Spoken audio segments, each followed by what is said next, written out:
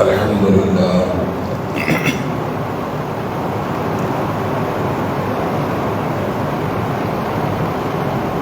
الحمد لله نحمده ونستعينه ونستغفره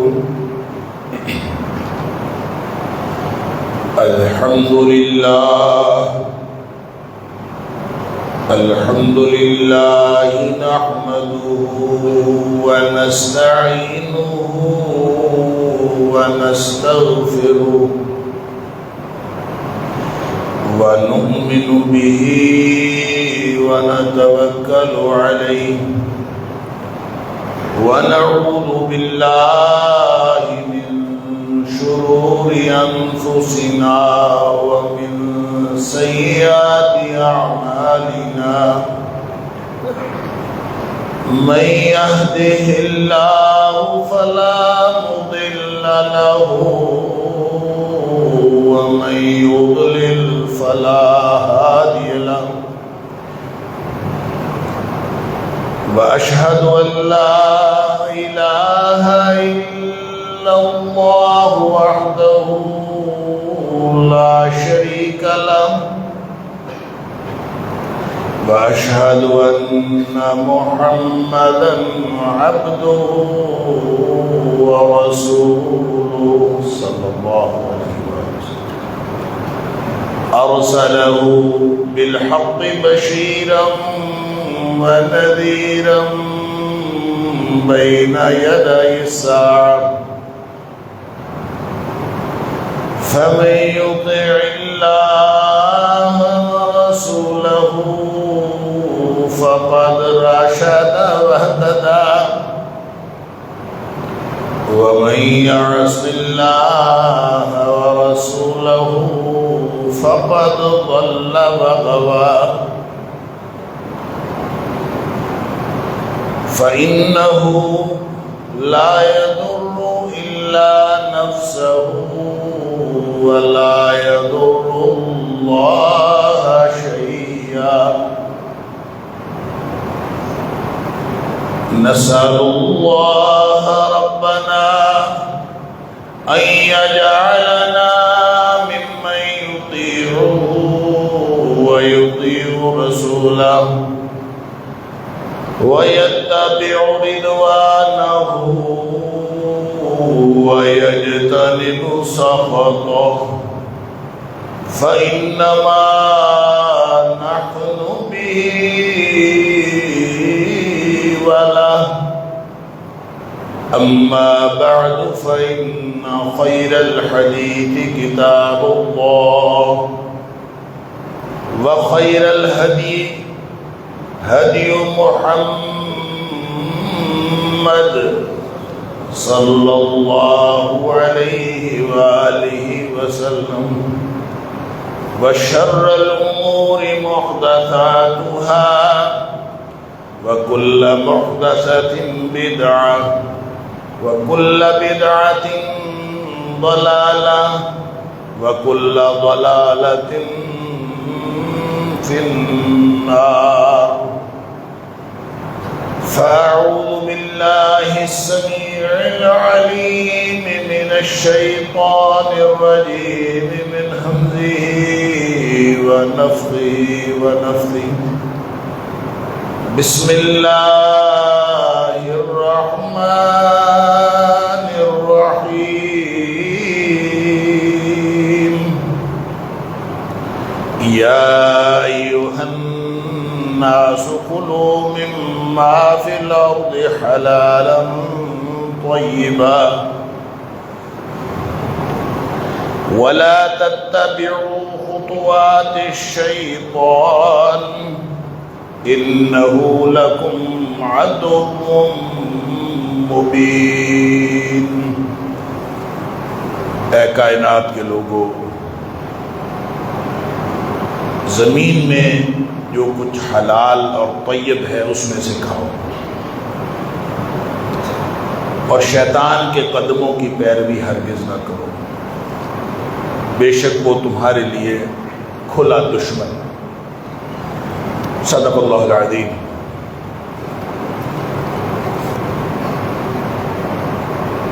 گزشتہ جمعے میں اللہ کی توفیق سے کچھ گفتگو حج کے بارے میں ہوئی تھی، اور حج کی قبولیت کی جو شرائط ہیں اس کے حوالے سے ایک اشارتاً بات ہوئی تھی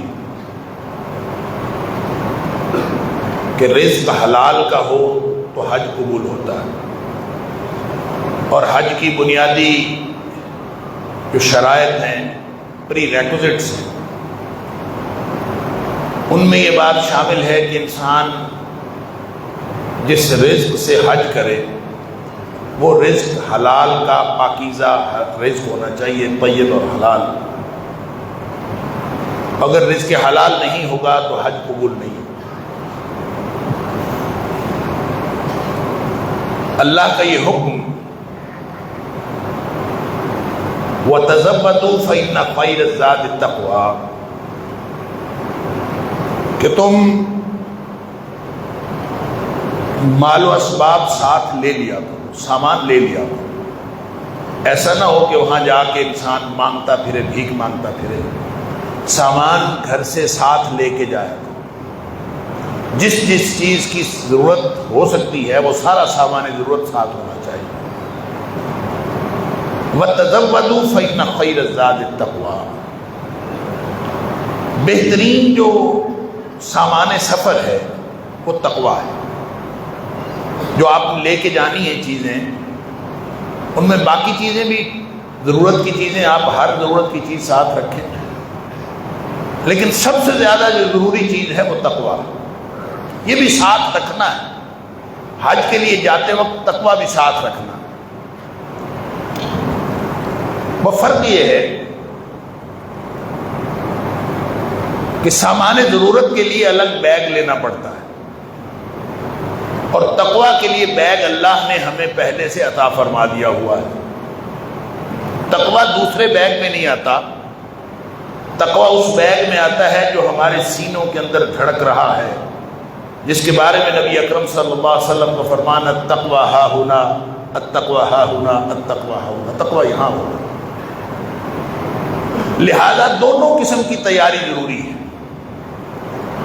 ایک تو ظاہری سامان ضرورت، مادی سامان ضرورت جتنا بھی ہے، اور وہ میں نے عرض کیا تھا کہ استطاعت کے اندر یہ بات شامل ہے۔ الزاد والراحلہ، نبی پاک صلی اللہ علیہ وسلم سے کسی نے پوچھا تھا کہ استطاعت سے کیا مراد ہے؟ وَلِلَّهِ عَلَى النَّاسِ حِجُّ الْبَيْتِ مَنِ اسْتَطَاعَ إِلَيْهِ سَبِيلًا، جو اللہ کے راستے کی استطاعت رکھتا ہو، اس گھر کی استطاعت رکھتا ہو، اس کے لیے حج کرنا لازمی ہے۔ تو پوچھا گیا استطاعت سے کیا مراد ہے؟ تو آپ نے فرمایا تھا الزاد والراحلہ۔ استطاعت سے مراد یہ ہے کہ اس کے پاس سامان سفر ہو اور اس کے پاس سواری کا انتظام موجود ہو، تو یہ اس کا مطلب ہے اس کے پاس استطاعت ہے۔ اور جو اتنی استطاعت رکھنے کے باوجود حج نہیں کرتا تو وہ گویا اللہ کا مجرم ہے، اور پھر اللہ کو کوئی پرواہ نہیں ہے کہ وہ یہودی ہو کے مرتا ہے یا عیسائی ہو کے مرتا ہے۔ اللہ اکبر۔ لیکن یہ جو تیاری ہے، ظاہری اور باطنی تیاری جو حج کے لیے ضروری ہے، یہ صرف حج کے لیے ضروری نہیں ہے، یہ ہر عبادت کے لیے ضروری ہے۔ یعنی صرف یہ نہیں ہے کہ جو شخص حج کرنے جا رہا ہے اس کو رزق حلال کی ضرورت ہے، اور رزق حلال اگر وہ کھائے گا اور اس کا رزق حلال کا ہوگا، اور وہ لمبی حدیث آپ نے سنی ہوگی، نبی پاک صلی اللہ علیہ وسلم فرمائے ان اللہ طیب لا یقبل الا طیبا، اللہ پاک ہے اور صرف پاک کو قبول کرتا۔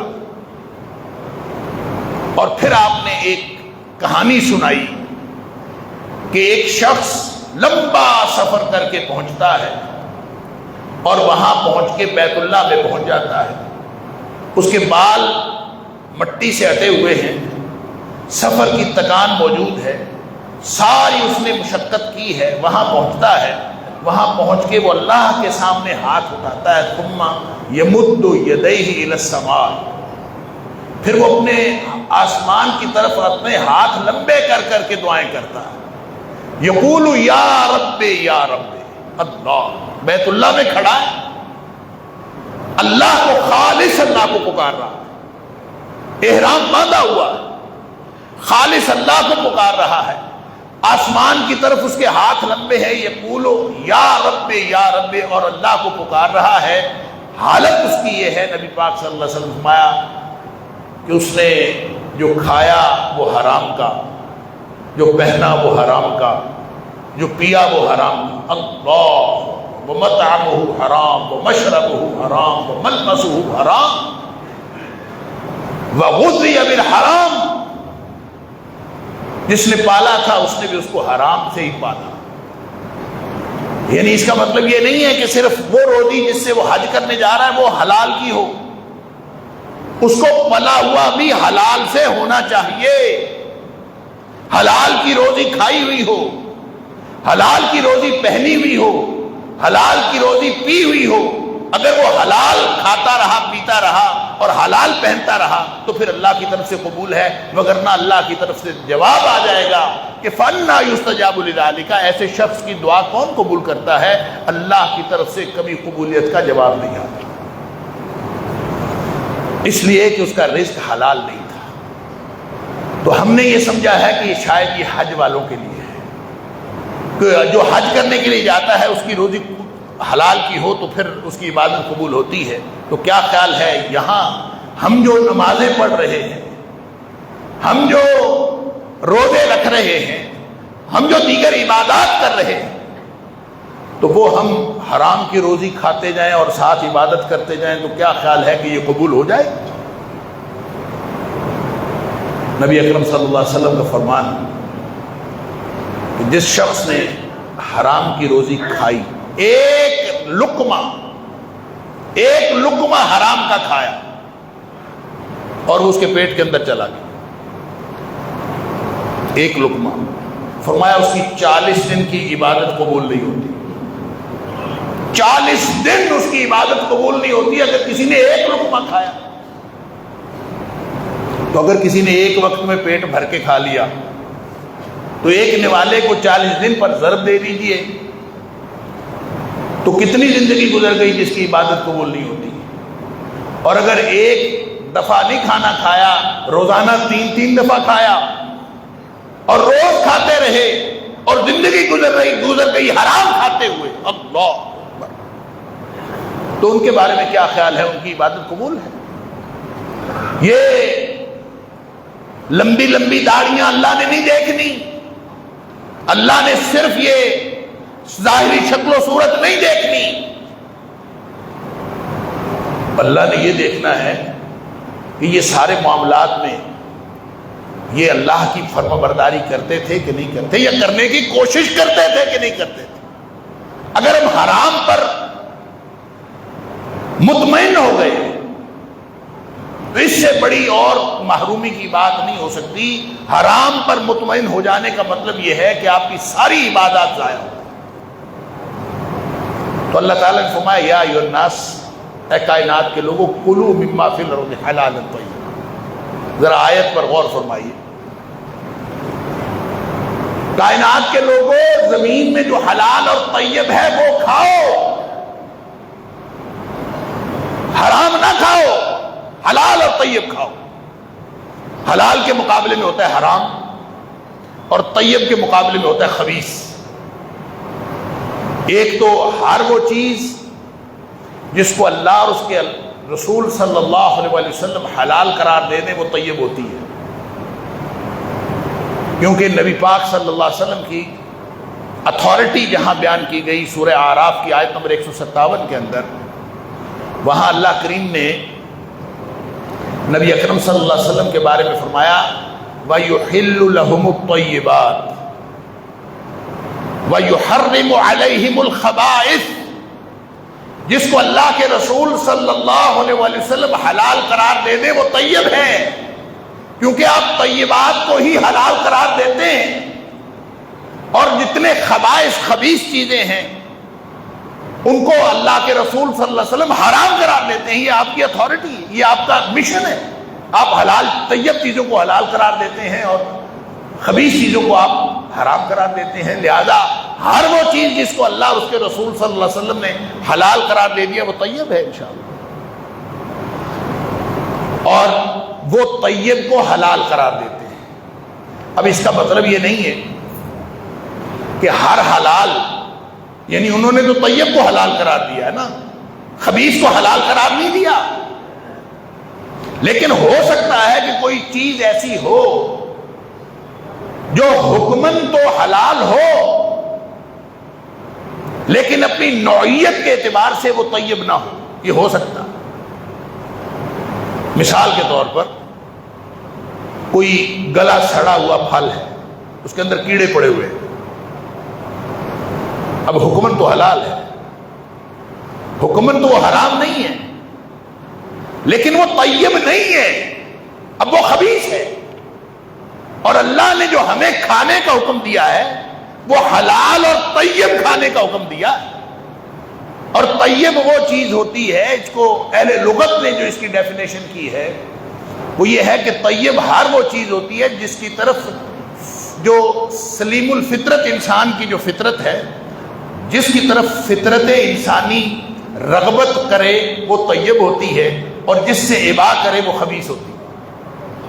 تو کیڑے پڑے ہوئے کوئی امرود ہو یا کوئی بھی فروٹ ہو گلا سڑا ہوا تو اس کی طرف سلیم الفطرت انسان تو نہیں، دیکھنا بھی نہیں چاہتا، لہذا وہ طیب نہیں ہے، وہ حکمن حلال ہے، لیکن وہ نوعیت کے اعتبار سے، اپنی حیت کے اعتبار سے، اپنی کیفیت کے اعتبار سے وہ طیب نہیں ہے، لہذا حلال بھی ہو اور طیب بھی ہو۔ تم نے وہ کھانا، اس کا مطلب پتہ کیا ہے؟ اگر کسی شخص کو حلال ہو اور خبیث کھانے کی عادت پڑ گئی نا،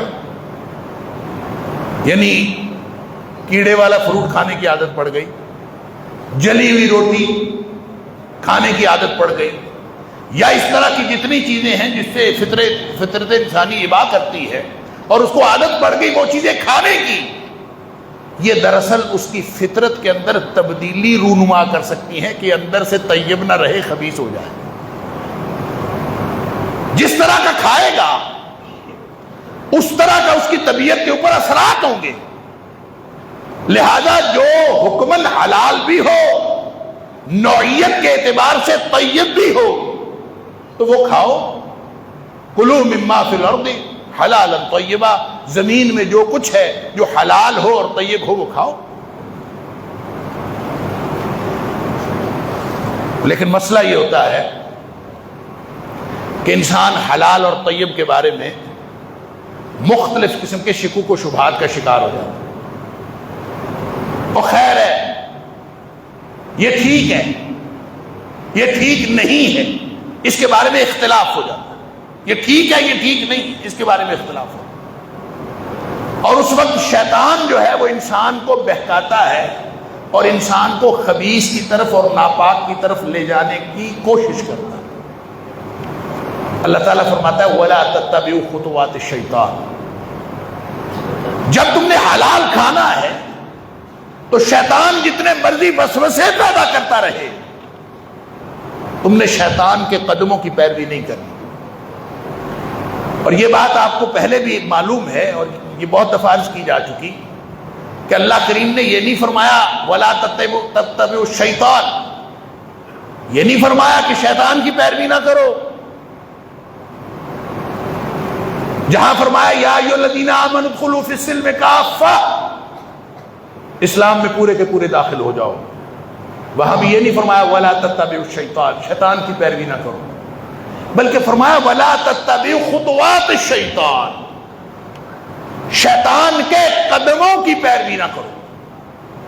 اور خطوہ اس فاصلے کو کہتے ہیں جو ایک پاؤں سے لے کر انسان کے چلتے وقت ایک پاؤں سے لے کر دوسرے پاؤں تک کا جو فاصلہ ہے وہ خطوہ ہوتا۔ تو وَلَا تَتَّبِعُوا خُطُوَاتِ الشَّيْطَانِ، گویا یہ اس کے فٹ سٹیپس ہیں، اس کے قدم ہیں، شیطان کے قدموں کی پیروی نہ کرو۔ اس کا مطلب یہ ہے کہ شیطان جب بہکاتا ہے نا کسی انسان کو یا کسی معاشرے کو، کسی بھی چیز کے بارے میں جب وہ بہکاتا ہے تو وہ ڈائریکٹ حرام کی طرف لے کے نہیں جاتا، وہ قدم بقدم اس کو بہکاتے ہوئے حرام کی طرف لے کے جاتا۔ لہذا وہ سارے مسئلے حل ہو گئے اس سے کہ جو لوگ پوچھتے ہیں فلاں چیز حلال ہے کہ حرام ہے، فلاں کاروبار نیا شروع ہوا ہے، آن لائن کاروبار ہے، یہ بٹ کوئن ہے جی، یہ کوئی چین سسٹم ہے جی، یہ جو فلاں نظام ہے، یہ بتائیں یہ حلال ہے کہ حرام ہے؟ جب اللہ نے فرما دیا وَلَا تَتَّبِعُوا خُطُوَاتِ الشَّيْطَانِ، شیطان کے قدموں کی پیروی نہ کرو، بتانے والے بتاتے ہیں اس میں فلاں خرابی ہے اس لیے حلال نہیں ہو سکتا، اس میں فلاں خرابی ہے اس لیے حلال نہیں ہو سکتا، وہ کہتا ہے نہیں، اس میں فلاں فلاں خوبی ہے اس لیے حلال ہو سکتا ہے، حلال ہونے کا امکان ہے۔ یہ بحث بھی اگر حلال اور حرام کی جاری رہے تو شاید ایمان کی علامت ہے۔ نبی کریم صلی اللہ علیہ وسلم نے فرمایا، بخاری شریف کی حدیث ہے کہ قرب قیامت ایک زمانہ آئے گا، اللہ لیاتین علی الناس زمان، لوگوں کے اوپر ایک ایسا زمانہ آ جائے گا، لا یبال المرء ما اکل منہ امن الحلال ام من الحرام، کوئی شخص اس بات کی پرواہ ہی نہیں کرے گا کہ جو وہ کھا رہا ہے وہ حلال سے آ رہا ہے کہ حرام سے آ رہا ہے، بس آنا چاہیے، وہ جہاں سے بھی آ رہا ہے بس آنا چاہیے، اگر آ رہا ہے تو بس ٹھیک، جس کو اس کے علاوہ اور کوئی پرواہ ہی نہ ہو کہ جو کچھ آ رہا ہے بس وہ حلال ہے۔ اور قرب قیامت ایسا زمانہ آنے والا ہے، اللہ کرے ہمارا زمانہ وہ ابھی زمانہ نہ آیا ہو، لیکن لگتا تو یوں ہی ہے، اب حلال اور حرام کی کسی کو تمیز کون سی باقی بچی ہے؟ آنا چاہیے، ہر شخص صرف یہ کہتا ہے کہ کسی ذریعے سے اس کے پاس پیسے آنے چاہیے۔ رشوت پرانی بات ہو گئی ہے، سود پرانی بات ہو گئی ہے، کون دیکھتا ہے کہ سود ہے؟ کون دیکھتا ہے کہ یہ رشوت ہے؟ کون دیکھتا ہے یہ جو رہن رکھتے ہیں، یہ گروی جو رکھتے ہیں، گروی رکھ کے جتنے یہ لاہور کے اندر جتنا سسٹم گروی کا چل رہا ہے سارے کا سارا سودی نظام ہے، اور یہ سودی نظام ہر تیسرا شخص گروی یا اس نے لیا ہوا ہے یا اس نے دیا ہوا ہے، یہ سودی نظام ہے۔ یہ ہم حرام کھا اور کھلا نہیں رہے تو اور کیا کر رہے ہیں؟ ہر تیسرا شخص کسی نہ کسی سودی نظام میں وہ اس کے اندر انوالو ہے، اور پھر ہم کہتے ہیں کہ ہمارا سسٹم جو ہے وہ ہماری روزی ہماری دعائیں قبول کیوں نہیں ہوتی، ہماری دعائیں کدھر گئیں، ہماری نمازیں کدھر گئیں؟ اللہ اکبر۔ ایک حدیث ہے، حضرت عائشہ صدیقہ رضی اللہ تعالی عنہ اس کی راویہ ہیں، وہ فرماتی ہیں کہ نبی پاک صلی اللہ علیہ وسلم نے فرمایا ان اطیب ما اکلتم من کسبکم، آپ کوئی ڈیل کرتے ہو کہ کوئی سودا کرتے ہو، اس میں شک رہتا ہے پتہ نہیں حلال ہے حرام ہے، کسی ڈیلنگ کے اندر کسی چیز کو خریدتے بیچتے وقت کوئی غلطی کوئی اونچ نیچ ہو سکتی ہے، سب سے زیادہ پاکیزہ بات وہ ہوتی ہے کہ آپ سروسز بیچ رہے ہو، آپ خدمت کر کے مزدوری کر کے آپ پیسے کما رہے ہیں۔ ان اطیب ما اکلتم من کسبکم، ہاتھ کی کمائی، جو انسان محنت کرتا ہے وہ سارا دن مزدوری کرتا ہے، وہ کسی کے ساتھ طے کر لیتا ہے کہ میں یہ اتنا کام کروں گا اور اتنے پیسے لوں گا، وہ اس کا کام کر دیتا ہے، اس سے پیسے لے لیتے، اس سے زیادہ پاکیزہ روزی اور کیا ہو سکتا ہے؟ لہذا نبی پاک صلی اللہ علیہ وسلم نے فرمایا ان اطیب ما اکلتم من کسبکم، سب سے زیادہ پاکیزہ روزی اگر کسی کی ہو سکتی ہے تو وہ اس کی ہے جو ہاتھ سے کماتا ہے۔ اور ایک حدیث میں آتا ہے کہ اللہ کے نبی داؤد علیہ السلام بھی ہاتھ کی کمائی کھایا کرتے تھے، یعنی سروسز بیچ کے، آپ خدمات بیچ کے، وہ چیز نہیں بیچتے بلکہ وہ خدمات بیچتے ہیں، اور خدمات بیچ کے وہ اس سے روزی کماتے ہیں۔ اور اگر جتنا کام آپ نے کیا، مٹی کا ڈھیر پڑا ہوا ہے، اس کے ساتھ طے ہو گیا کہ یہ مٹی کا ڈھیر یہاں سے اٹھانا ہے، فلاں جگہ پہ پہنچانا ہے، اگر یہ پہنچا دو گے تو آپ کو اتنے پیسے دے دوں گا، وہ مٹی کا ڈھیر وہاں پہنچا دیتا ہے، اس سے پیسے لے لیتا ہے، اس سے زیادہ پاکیزہ روزی اور کیا ہو سکتی ہے؟ اللہ حاضر القیاس، ٹیکنیکل کام بھی ہو سکتا ہے کہ آپ کسی کی سے کوئی مزدوری اس کے ساتھ طے کرو، اس کا کام کرو، مزدوری لے لو، یہ ان ناقیہ وما اکلتم من کسب، پاکیزہ ترین روزی فرمایا وہ ہے جو ہاتھ کی کمائی ہوتی ہے۔ اللہ اکبر، جو اس سے اگلا فکرہ ہے نا، اصل میں وہ آپ کے سامنے رکھنا چاہتا ہوں اور اپنی اور آپ کی توجہ اس فکر کی طرف کرنا چاہتا ہوں۔ فرمایا وَإِنَّ أَوْلَادَكُمْ مِنْ كَسْبِكُمْ، تمہاری یہ جو اولادیں ہیں نا، یہ بھی تمہاری کمائی ہے۔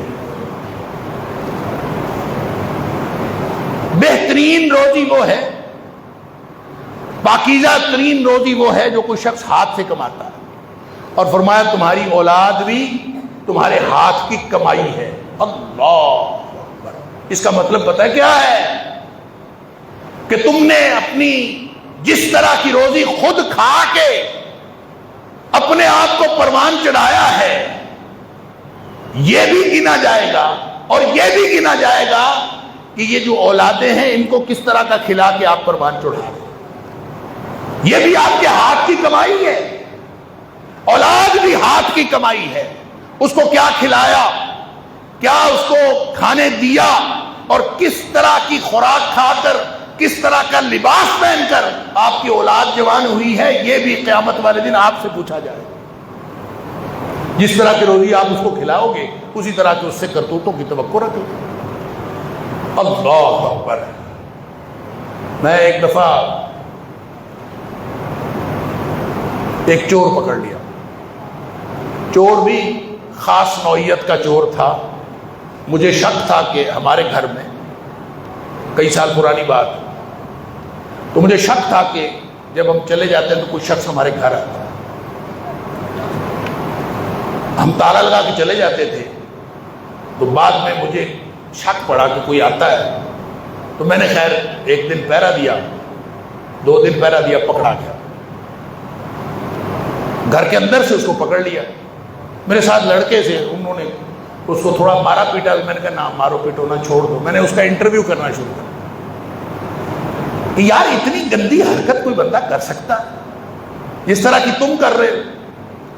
تو اس کا انٹرویو کرتے ہوئے میں نے اس سے پوچھا تم کیا کرتے ہو؟ اس نے کہا جی پڑھتا ہوں، یہ وہ، اس طرح کی کوئی بات کی۔ لڑکا تھا، تو میں نے کہا تمہارے والد صاحب کیا کرتے ہیں؟ کہتا ہے والد صاحب پٹواری ہی۔ میں نے اس کو کہا پتر تیرا قصور نہیں، قصور تیرے پیو کا ہے۔ جس طرح کی روزی اس نے تمہیں کھلائی ہے، تم ساری زندگی اسی طرح کے کرو گے۔ ہم کمائی کرتے وقت یہ نہیں سمجھتے کہ ہم جو اپنی اولادوں کو کھلا رہے ہیں یہ بھی ہمارے ہاتھوں کی کمائی ہے۔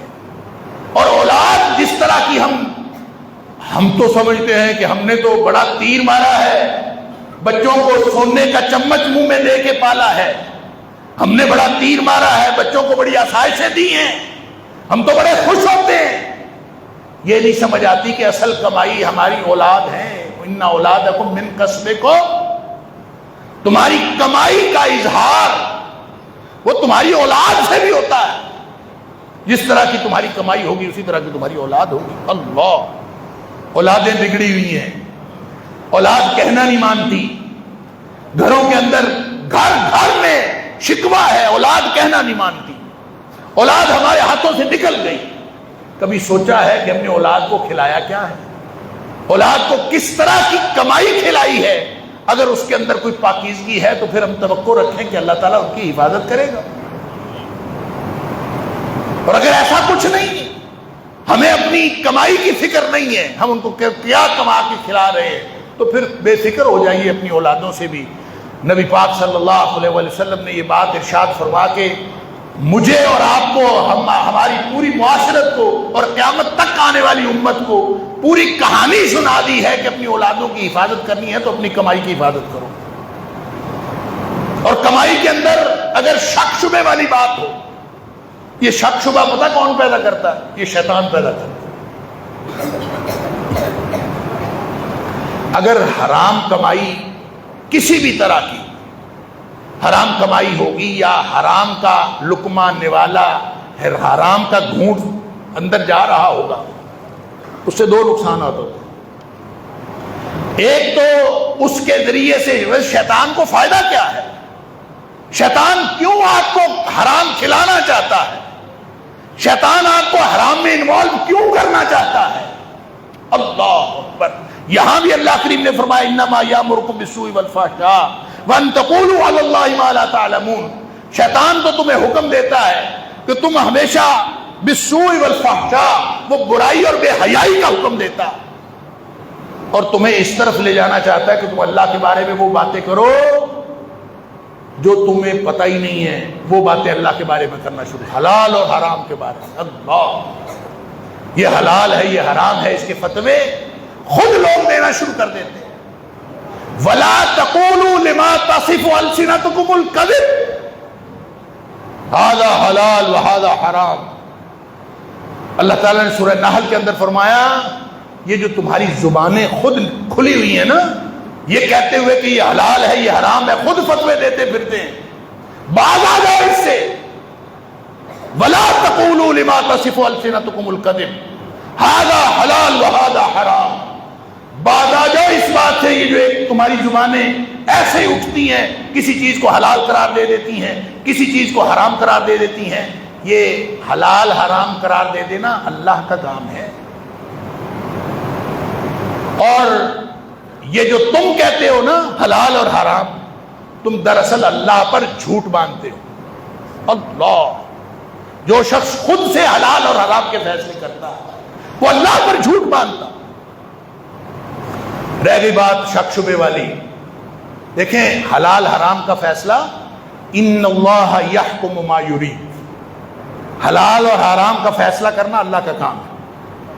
میں اور آپ ہم سب جڑ جائیں، محنت کریں، اور محنت کر کے ہزار حکمتیں نکال کے لے آئیں جو شراب کے اندر بڑے فائدے ہیں، یا ہزار حکمتیں نکال کے لے آئیں کہ خنزیر کے گوشت میں بڑے فائدے ہیں. ساری دنیا جڑ جائے، بڑی بڑی کتابیں لکھ دی جائیں کہ اس کے اندر بڑے فائدے ہیں، وہ پھر بھی حرام رہے گا. اور لوگ اس پر کتابیں لکھ مارے کہ بکرے کے گوشت میں اور گائے کے گوشت میں انسانوں کے لیے فلاں فلاں نقصانات ہیں. لوگ اس پہ اوپر کتابیں لکھ مارے، نئی نئی سائنسی انکشافات ہو جائیں، پھر بھی خنزیر حرام رہے گا اور بکرا اور گائے حلال رہے گا. کیوں؟ اس لیے کہ یہ حرام اس بنیاد پر نہیں ہوئے کہ اس کے اندر فلاں خرابی ہے اس لیے حرام ہے. یہ حرام اللہ کے حکم سے ہوئے. ان اللہ یحکم ما یرید، اللہ جو چاہتا ہے وہ حکم دیتا. اور پھر نبی پاک صلی اللہ علیہ وسلم نے فرمایا ما حل اللہ فی کتابہ فہو حلال وما حرم فی کتابہ وما حرم اللہ فی کتابہ فہو حرام. جو اللہ اپنی کتاب میں حلال قرار دے دے وہ حلال ہے، جس کو اللہ اپنی کتاب میں حرام قرار دے دے وہ حرام. بس اللہ اور اس کے رسول صلی اللہ علیہ وسلم کا حکم، بس. اس کے بعد حلال حرام کا کوئی فتویٰ نہیں دے سکتا. ہاں اگر شک پڑ جائے تو میں نے پہلے بھی کئی دفعہ عرض کیا ہے، ایک حلال کی بات ہے، ایک حرام کی بات ہے. نبی اکرم صلی اللہ علیہ وسلم فرماتے ہیں ان الحلال بین و ان الحرام بین. حلال بھی واضح ہے، ہر ایک کو پتہ چل جاتا ہے کہ یہ حلال ہے. حرام بھی واضح ہے، سب کو پتہ چل جاتا ہے کہ یہ حرام. وبینہما مشتبہات، درمیان میں کچھ چیزیں ہیں جو انسان کو شبے میں ڈالتی ہیں. اس کے بارے میں نبی پاک صلی اللہ علیہ وسلم نے طرز عمل ہمیں بتا دیا. فَمَنِ اتَّقَ الشُّبُهَاتِ، جو ان شبہ والی چیزوں سے بھی بچ گیا، فَقَدْ اسْتَبْرَأَ لِدِينِهِ وَعِرْضِهِ، اس نے اپنا دین بھی بچا لیا، اس نے اپنی عزت بھی بچا لی. شبہ والی چیزوں سے بھی بچ گیا، اس نے دین بھی بچا لی اور عزت. اور جو شبہ والی چیزوں میں پڑ گیا، من وقع فی الشبہات فقد وقع فی الحرام، جو شبہ والی چیز میں پڑ گیا وہ ایسے ہی ہے جیسے وہ حرام میں پڑ گیا. تو اس کا مطلب یہ ہے کہ بات واضح ہے. ہم صرف وہ چیز استعمال کر سکتے ہیں جو واضح حلال ہو. جو جس کے اندر شک شبہ ہے وہ شیطان کے قدموں کی پیروی ہے. اس کے اندر اس نے ہمیں چند باتیں بتا دی ہیں کہ لوگوں کو چپ کروانے کے لیے. لوگوں کو خاموش کروانے کے لیے. اگر اس میں ذرہ بھر بھی شک ہے تو وہ آپ اس کو حرام ہی سمجھیں. شک والی چیز کو چھوڑ دینا یہ ضروری ہے. ترمذی شریف کی ایک حدیث ہے, نبی اکرم صلی اللہ علیہ وسلم لا یبلغ عبد ان یکون من المتقین, کوئی شخص متقی ہو نہیں سکتا. کسی نے متقی بننا ہے نا, وہ جو میں نے شروع میں عرض کیا تھا کہ حج کے لیے جب لے کے جانا ہے نا پوٹلی, ایک پوٹلی اندر بھی لے کے جانی ہے, ایک پوٹلی وہ ہے جو تھیلا بیگ بنا کے لے کے جانا ہے, ایک اس بیگ کو بھی بھر کے جانا ہے, وہ تقوی کا ہے. لا یبلغ عبد ان یکون من المتقین, کوئی شخص متقی ہو سکتا ہی نہیں. نبی پاک صلی اللہ علیہ وسلم حتی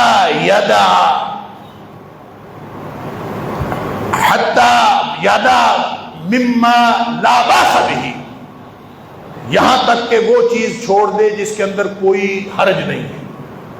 حذرا مما فیہ باس, اس بات سے, اس ڈر کی وجہ سے وہ چیز بھی چھوڑ دیتا ہے جس کے اندر کوئی حرج نہیں ہے. اس ڈر سے چھوڑ دیتا ہے کہیں اس کے اندر حرج نہ ہو, یعنی صرف اس ڈر سے چیزیں چھوڑنی شروع کر دیتا ہے کہ کہیں یہ اس میں حرج نہ ہو, اور اس ڈر سے جب چھوڑتا ہے تو وہی شخص متقین کے درجے کو پہنچ سکتا ہے. یہ عادت ڈالیں نہ, یہ عادت نہیں کہ مشکوک چیزیں جو ہیں اس کے بارے میں فتویٰ پوچھتے پھرو, بلکہ وہ یہ عادت ڈالو کہ جو مشکوک چیزیں ہیں وہ چھوڑنے کی عادت ڈالو, اس ڈر سے کہ کہیں اس کے اندر حرج نہ ہو. بظاہر بے شک اس کے اندر حرج نہ ہو, لیکن اس کو چھوڑ دینا کہ کہیں اس کے اندر حرج نہ ہو, اس لیے چھوڑ دینا یہ متقیوں کا طرز عمل ہوتا ہے. اللہ کے رسول صلی اللہ علیہ وسلم نے یہی فرمایا. باقی دع ما یریبک الی ما لا یریبک, جو چیز شک میں مبتلا کرے اس کو چھوڑ دو, اور وہ چیز جو شک سے جو یقین کی بات یقینی طور پر آپ کو حلال بتاتی ہے اس کو حاصل کرو. اللہ تعالیٰ مجھے اور آپ کو, ہم سب کو حلال روزی کمانے اور حلال روزی کھانے اور اپنے بچوں کو حلال روزی کھلانے کی توفیق عطا فرمائے, کیونکہ سارا کا سارا نظام عبادات ان کے ساتھ جڑا ہے. اکیلا حج نہیں اس کے ساتھ جڑا, سارا نظام عبادات اس کے ساتھ جڑا ہے. اگر رزق حرام ہو گیا اللہ تعالیٰ معاف فرمائے تو ساری کی ساری عبادات جو ہیں وہ ختم ہو جائیں گی. ان عبادات کی حفاظت کے لیے ضروری ہے کہ ہم سب رزق حلال کا اہتمام کریں. اللہ تعالیٰ ہم نے ہر طرح کے رزق حرام اور مشکوک روزی سے محفوظ فرمائے. وآخر دعوانا الحمدللہ رب العالمین.